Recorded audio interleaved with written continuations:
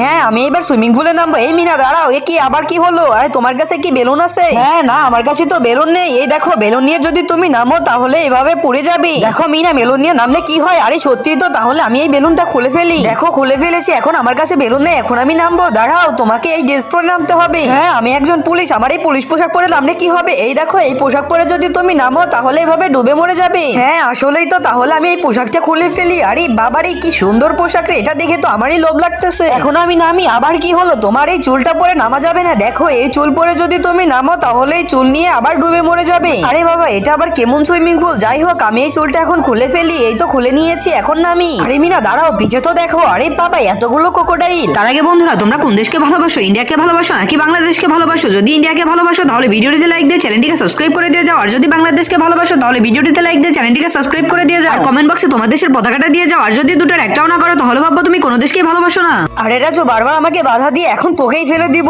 এই তো। আরে মিনা, তুমি এটা কি করলে? মিনা, আমাদেরকে খাবার দেওয়ার জন্য তোমাকে থ্যাংক ইউ। আর তোমাকে তো সবাই লাইক করে দিবে। হ্যাঁ, তোমাদেরকেও লাইক করে দিবে।